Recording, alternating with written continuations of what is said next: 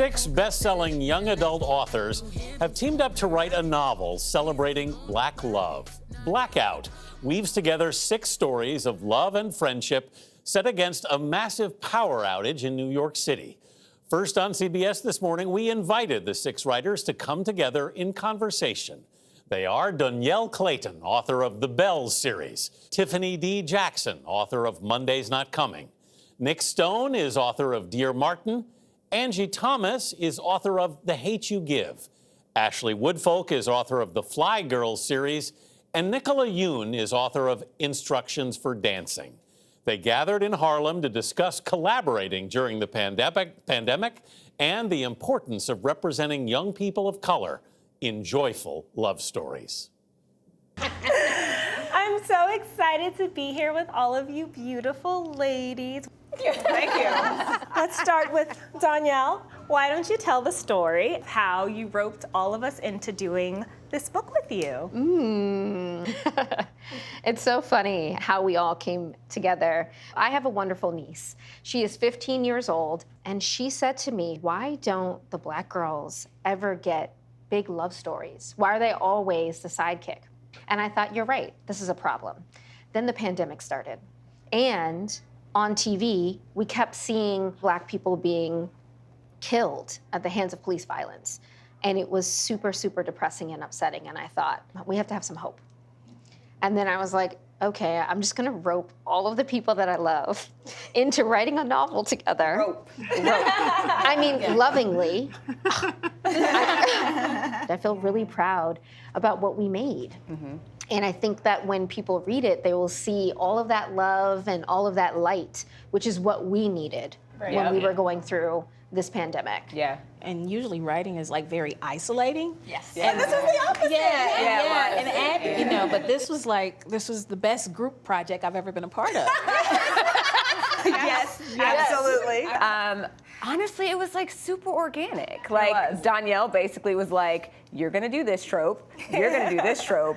And as we put them together, we interwove them with characters. Yeah. And Tiffany's story, which like really connects them all. Yes. Right? That's the only way I could see this happening. I can only visualize this book as a Love Actually, as a Valentine's Day. I have so much of a connection here that I'm so excited to see other people fall in love with my city and fall in love in my city. And then we all were able to connect it through our different characters and Different neighborhoods and stuff. Yeah, you really get like the full breadth of New York City just from Tiffany's story, and then the way our stories sort of pop in as you get to each act of her story. Not every story in this book is a traditional love story. How do you feel like the story kind of ties into the larger theme of love? Oh yeah, I try to do that in my books, show different kinds of love, because it's not just romantic love, that's great, but family love. And self-love. And self-love. That's a huge one for me in my stories. I think one thing that Blackout does, and it does beautifully, is that it affirms to Black kids that you can be the center of the love story. And we're telling them over and over again that their lives matter, but we're telling them in the context of trauma. And I think that by showing various kinds of love stories, it really brings that message home that your lives matter, your dreams matter, your love matters, your hope matters, all of it matters. We even got a love story where she get to choose between 2 dudes. You know what I'm saying? Like, because Black kids have love triangles as well. Right. Yeah, I've honestly never seen that until I read Angie's story. I haven't either, and I thought about that. You see it in YA all the time, the girl trying to choose between 2 guys. You know, that was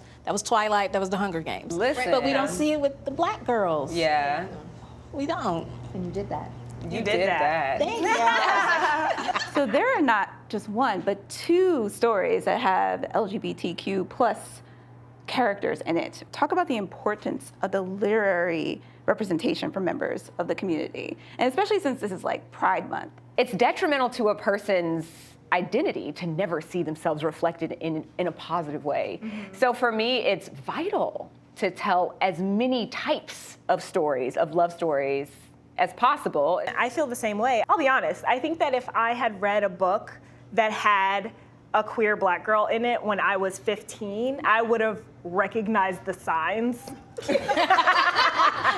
signs were everywhere. And of course, like the six of us can't write into every single experience or every single identity. We, wanted to make it as inclusive as possible. Like that is why those stories are there, because we were those kids and they deserve a great love story just as much as everybody else. Recognizing the humanity in all different ways of existing. Will just make all of us kinder. I think that if any of our readers tune into this interview and they look at this and they're like, I read her book, they're all so different from one another. Tiffany, she destroys us with her books, with her thrillers, and Nicola, she mends our hearts with her love stories. So what would you say that you bring to Blackout from your previous work? I write boys. I grew up surrounded by boys, and there's something so rich and beautiful about Black male teens that we don't get to see. So that's what I brought. I brought my boy character. I feel like I brought, if you don't know, I can tell you. the feels. Yes. You didn't murder anybody. I know, I'm proud of you. I feel like I brought a change of format. I wanted to make sure that, this story had to be fire. We had to throw everything at it. I feel like you also brought tension, which is something that you do. That's a feat, bringing suspense to a love story. Look at you looking so proud. She's so proud right now. I really like to write about the power of a big love, right? To change your life. So I think that's what I bring. People knock it all the time, and they knock romantic stories. It makes me so mad because love is all there is. You love your work, you love your art, you love your friends. Love is the thing. So. You also brought yelling at everyone to add more kissing. You sure did.